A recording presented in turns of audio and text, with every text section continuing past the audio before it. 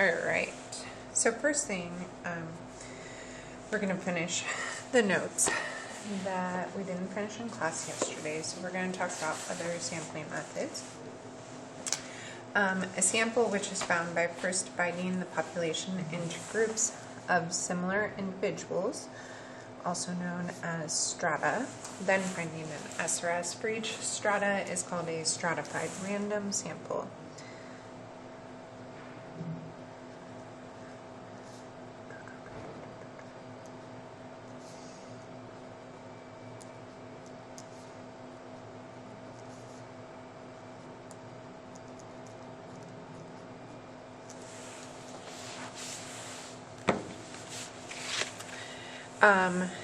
So, sorry, I'm gonna sneeze.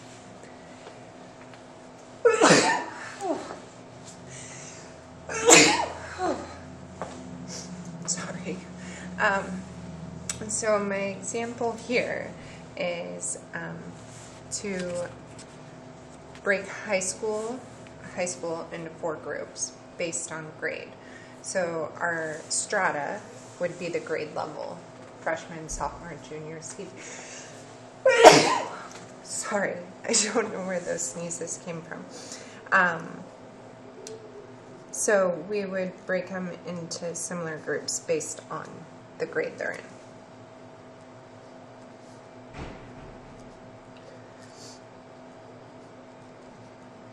So that would be freshman, sophomore, junior, senior, and then once you've broken them by grade level, take an SRS from each grade level.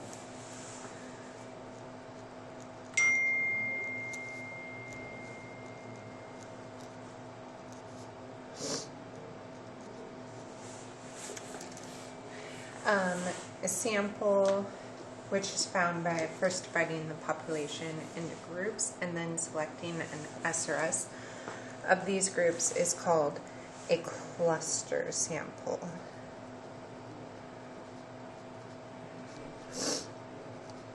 So each group should mirror the characteristics of the population. So sticking with the high school idea, if we were to, now I'm kind of going to stretch here, if we were to look at PE classes, in theory, PE classes can have students from each grade: freshman, sophomore, junior, senior. So it should mirror the high school population.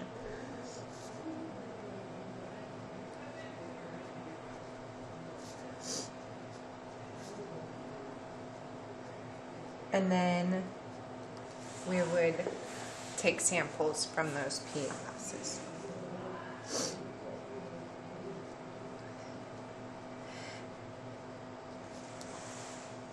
This last one we're not going to use, but it shows up in real life, SRS.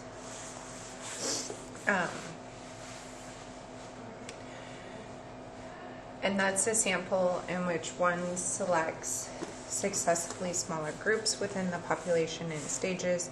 It's called a multi-stage sample. And that shows up, like I said, in real life, because that's how they take presidential polls. So we're not going to focus on I should not try and speak and write. Presidential. So like I said, we don't do these in class, but it's actually one that shows up in real life. So it's important that you have heard about them. And then the only other thing was a example homework problem. So after this, you should be able to finish your worksheet from the first day. So the manager of a sports arena wants to learn more about the financial status of the people who are attending an NBA game. He would like to give a survey to a representative sample of the more than 20,000 fans in attendance. Ticket prices for the game vary a great deal. Seats near the court cost over $100, while seats in the top row of the arena cost $25 each. The arena is divided into 30 numbered sections from 101 to 130. Each section has rows of seats labeled with letters from A, being nearest the court, to double Z, the top row. So explain why it might be difficult to give the survey to an SRS a simple random sample of 200 fans. So lots of different reasons. If you pick 200 random numbers from 20,000, you could have people spread out all over the arena, and so it might be hard unless you had 200 different people to walk over. I really can't spell today, sorry. Spread out. To spread out. So it'd be hard, like if I was the only person trying to get to those 200 fans, it could be really hard to get to them. Ask the questions, go to the next person, do that all within the time the game is on. And I don't know about you, I've never been to an NBA game, but if I went to one and somebody was like, came during the middle of the game and was like, hey, can I ask you some survey questions? I'd be like, no, I'm here to watch the game. I paid to watch the game. I don't want to talk to you.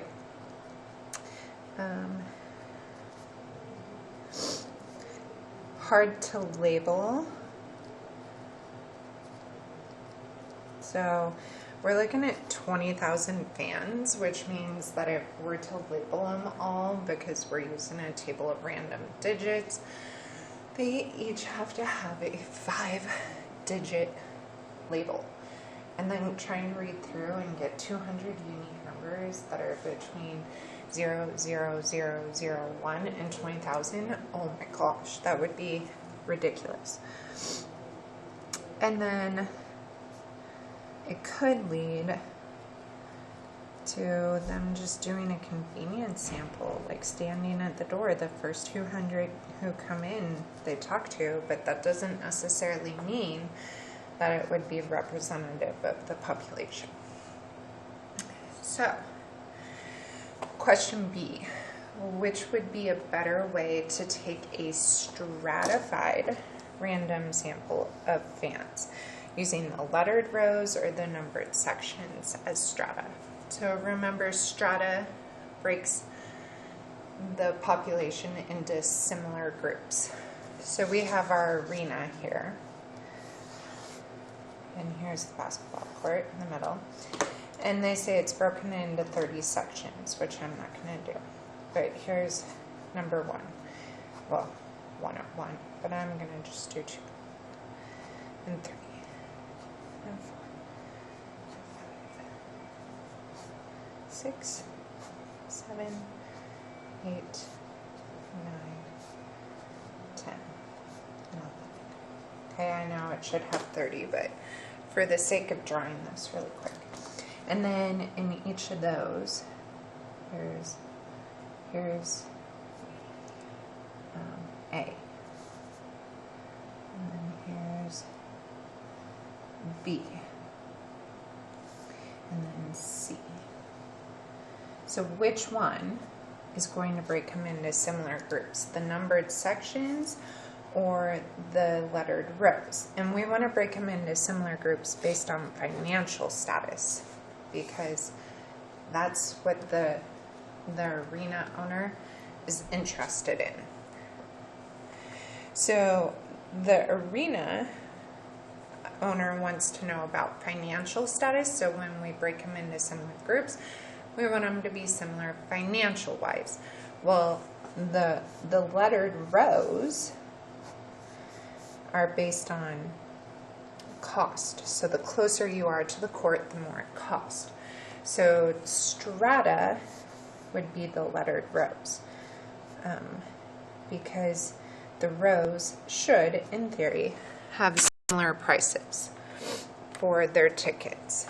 So So the closer you are, the more expensive. And it shouldn't matter if you're in section 2 or 7. I know that it does, but because right behind the hoop, I know.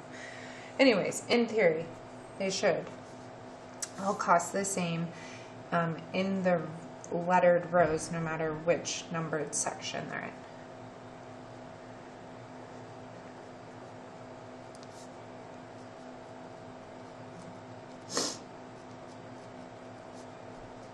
And then for a cluster, remember a cluster should mirror the population to begin with. So if we were to take a numbered section, that's going to include those who paid a ton for their tickets and those who didn't pay a ton.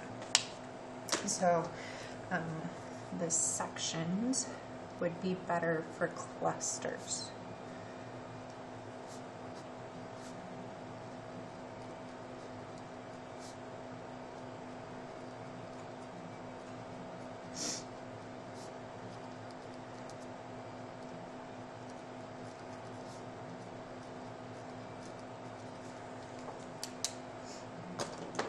So now you should be able to finish that first worksheet. I apologize, going from 72 minutes to 50 minutes came through me. So now we're going to look at this one. Now I said I didn't want you guys to do warm-ups at home, but I'm going to have you do a warm-up now. So you're going to just choose 5 words, circle it, estimate, and then find the length, average length of the words. So count how many letters are in each word, add them together, divide by 5. So like for me, testing, us, they, cannot, brave. So testing is 7, cannot is 6, brave is 5, they is 4, and us is 2. Oh no. I wrote on the next piece of paper. So that's 13, 18, 24 divided by 5 would be what? 4.8. So my average is about 4.8. And I'm going to use, because I can't ask you guys to share the averages you got. So I'm going to use a few examples from previous years. So last year I had a kid choose conceived, battlefield, power, witch, died.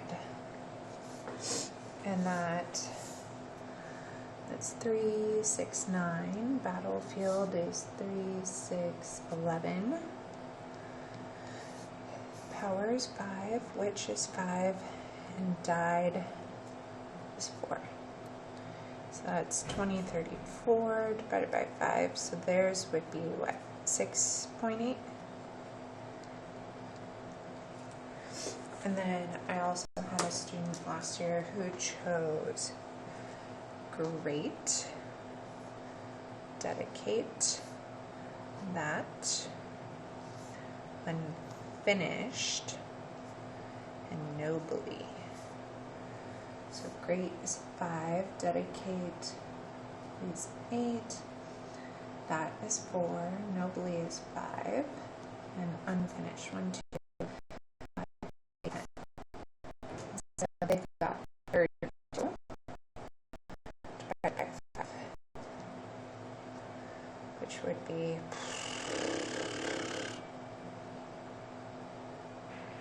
6.4.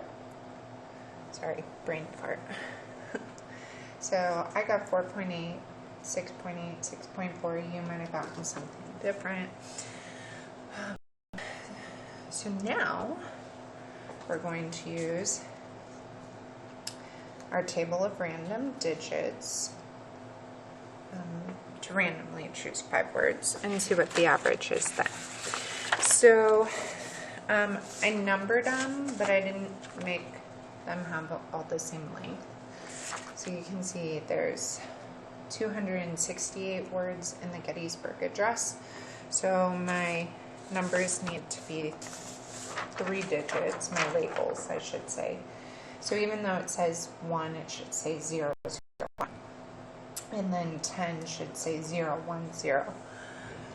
So that they all have 3 digits. I lost my pencil. There it is. And we're going to use line 112 to start. So we're looking at 0, 0, 1 to 2, 6, 8. Anything outside that range, we ignore. And we want 5 unique numbers. So we're going to start at 112. So 3 digits. It's 596, 596, no. 368, no. 880, no. 404, no. 634, no. 711, no. 971, nope. 935, no. 273, so close, but no. 089. So that's our first one. I'm going to put it here so I don't forget. And then we had 848, nope. 984, no. 578, no. 561, no. 041. 776, no. 849, no. 432, no. 224. 709, 736, 981, 452, 631, 893, 325, 920. Oh my goodness. I'm such a dork. I skipped 2 lines. Sorry. So we had 89, 848, 984, 578, 562, 568, 702, 064, 032,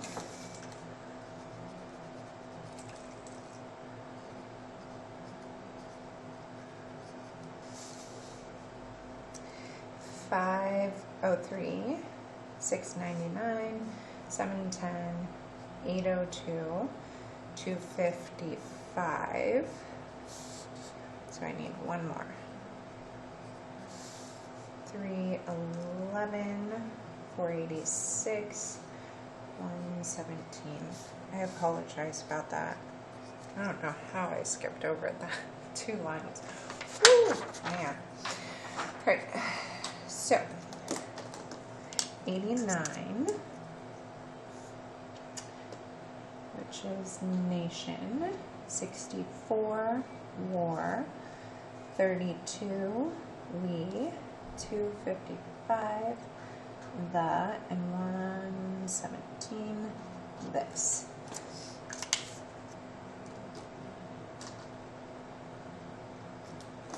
So we is 2, war is 3, nation is 6, this is 4, and that is 3. So that's 5, 11, 15, 18. So 18 divided by 5, which would be 3.6. So how does the average compare to the average I found in the warm-up?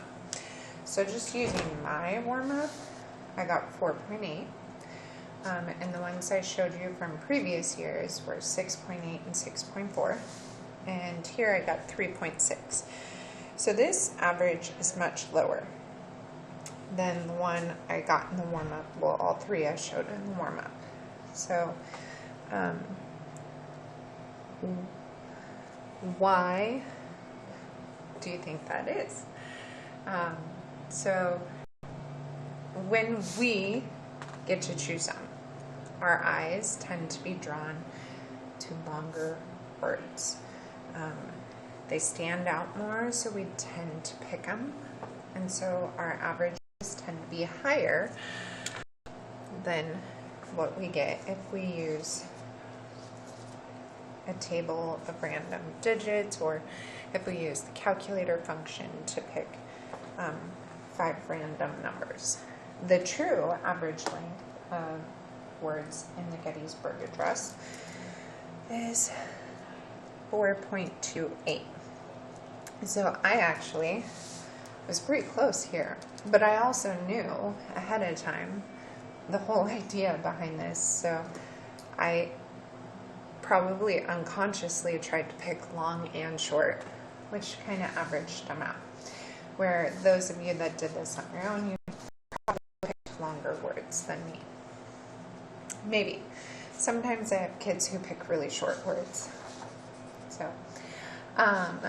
So today we're going to be talking about inference for sampling. So we always use a sample to give us information about the population.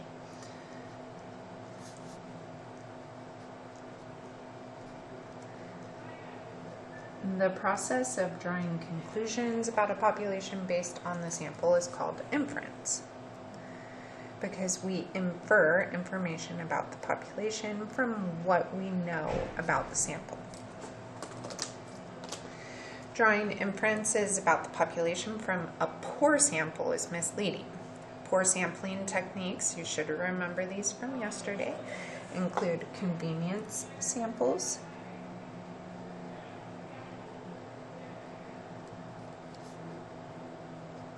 and voluntary response samples.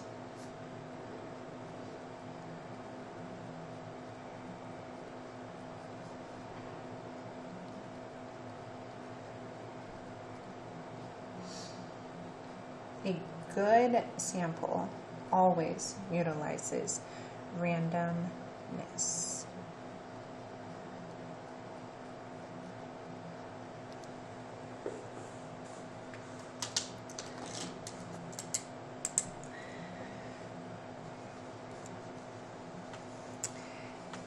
An error that is made in the process of taking a sample that could lead to inaccurate information about the population is called a sampling error.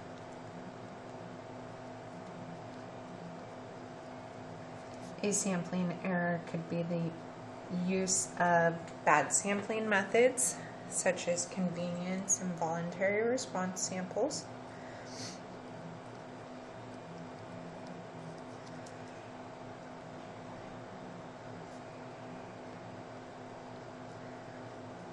A sampling error could be a problem with the list of individuals that we use to select our sample.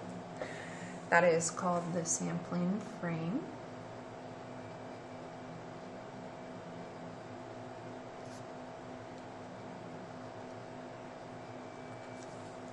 When some groups in the population are left out of the process of choosing the sample, we have under coverage. So an example of under coverage would be a phone survey. Phone surveys would leave out people who don't have a phone, or people like me who don't answer phone numbers they don't know.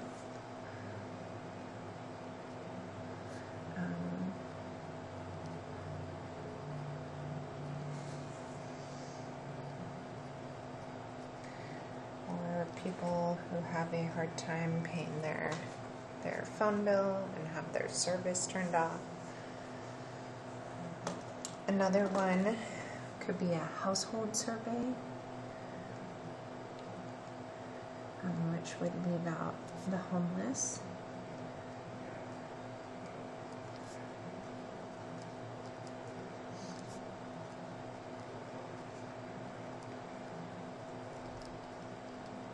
An error that is made after the sample has already been determined is called a non-sampling error.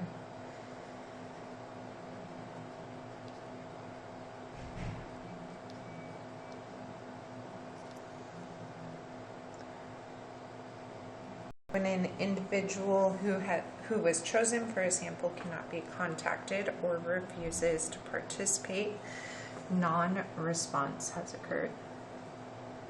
So back to those phone surveys. Somebody who hangs up, which if I do answer a number I don't know and they're like, we'd like to ask you a few questions, I go, no thank you, click. Or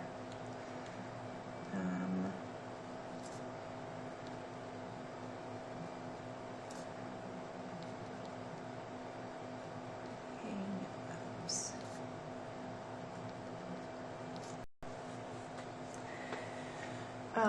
A systematic pattern of incorrect responses in a whole survey leads to response bias. So examples there would be people who lie,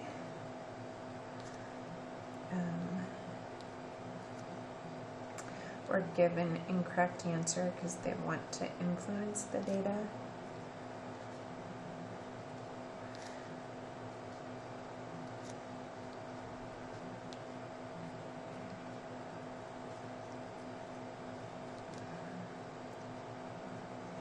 And like I talked about yesterday, in a sample survey, careful attention must be shown to the wording of questions so that you don't lead them to a certain answer.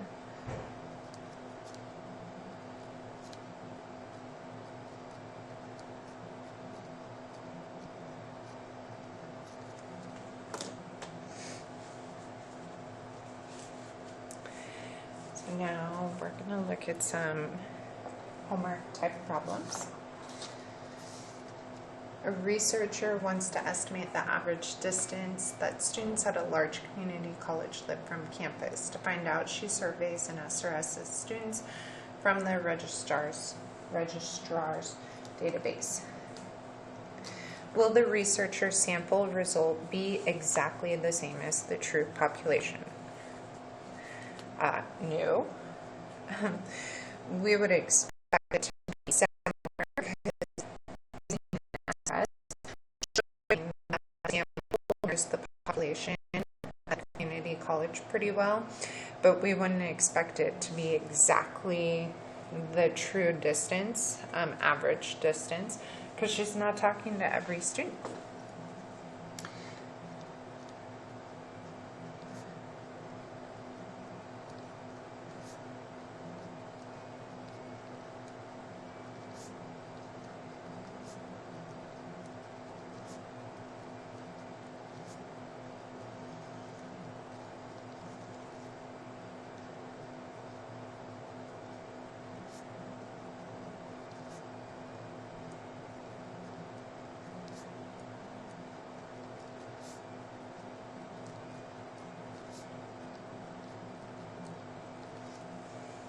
Which would be more likely to get the researcher's sample result closer to the, true population value, an SRS of 100 students or an SRS of 50 students?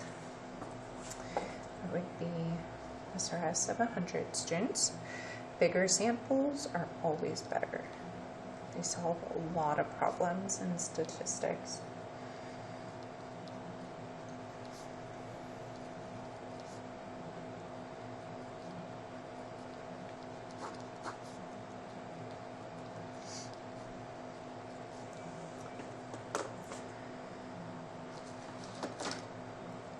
I'm gonna sneeze again, sorry.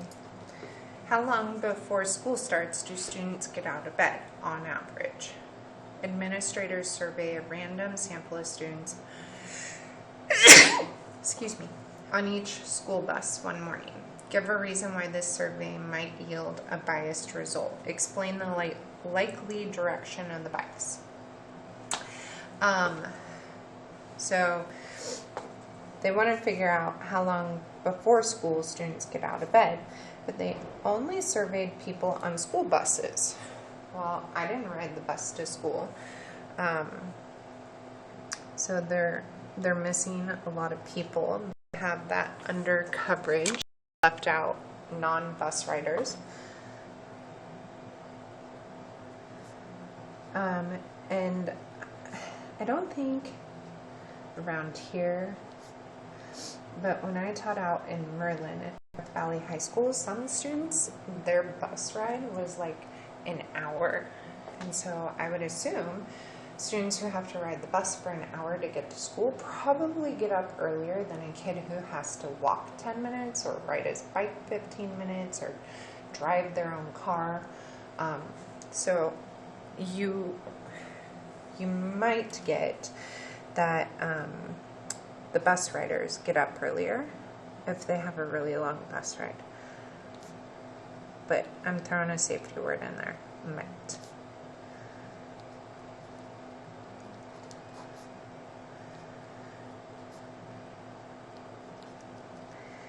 All right, and explain the likely direction of the bias.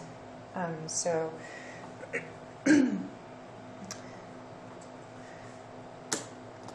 saying they get up earlier would mean that there's a longer period of time between getting out of bed and going to school.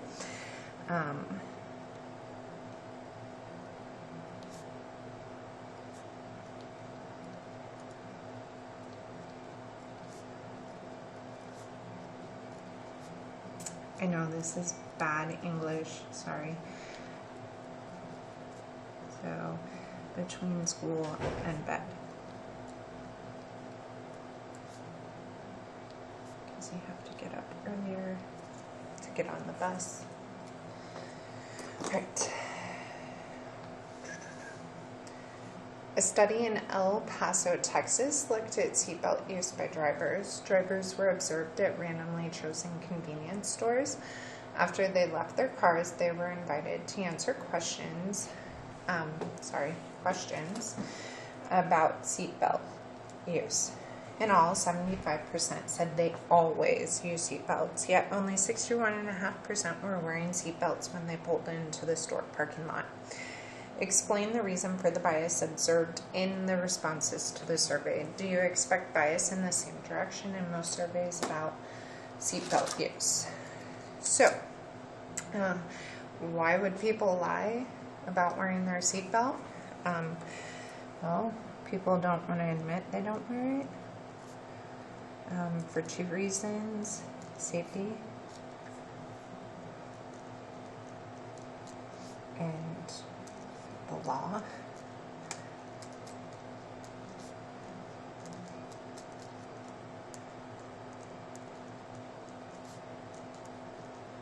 So they don't want to look unsafe, and they don't want to admit they broke the law.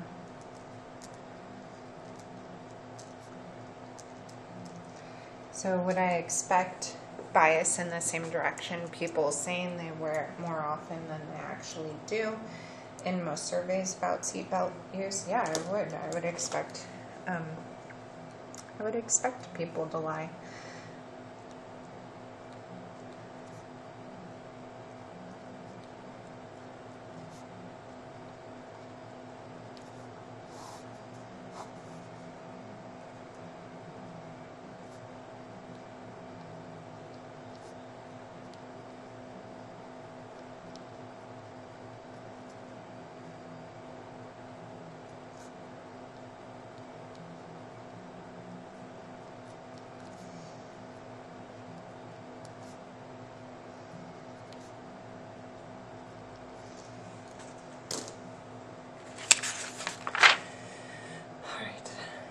One more thing, and this is similar to the type of questions you'll see in your homework too. So each of the following is a source of error in a sample survey. So we're going to label them as a sampling error, which would be bad sampling methods, or something wrong with your list of individuals or under coverage, or non-sampling error, which would be non-response or response bias. So the telephone directory is used as a sampling frame. So that would be a sampling error. because, well, first of all, telephone directories are almost obsolete anymore. But you have people who don't allow their phone numbers to be put into the phone book.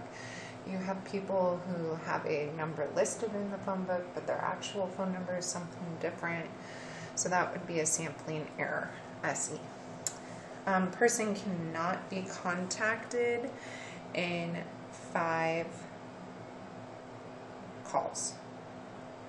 That would be a non-sampling error because the person just didn't answer. And interviewers choose people walking by on the sidewalk to interview. That would be a sampling error. They're using convenience sampling, which is a bad sampling method.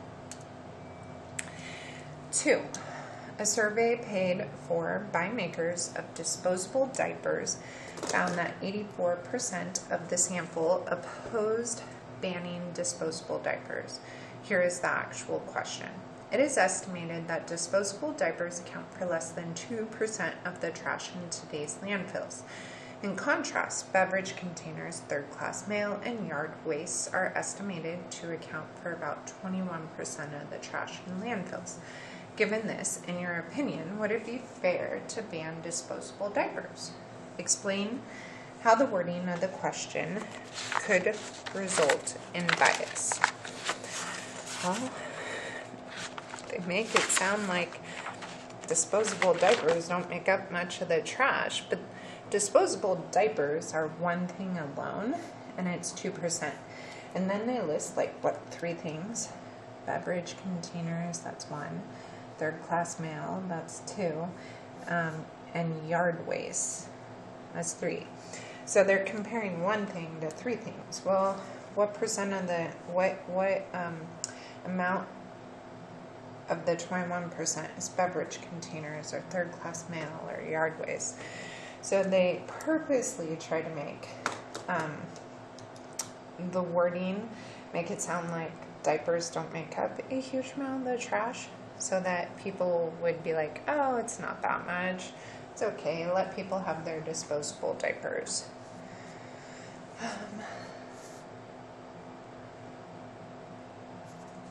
So the wording, because it says be sure to specify the direction of the bias, wording would lead to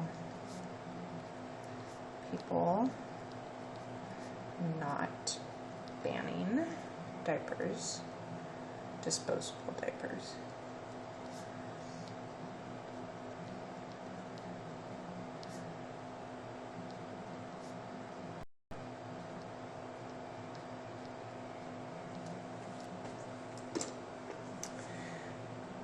And that is it for today. You guys have an assignment in there in Canvas. And that's it. I don't have anything else to say, so I don't know why I'm trying to think of something to say.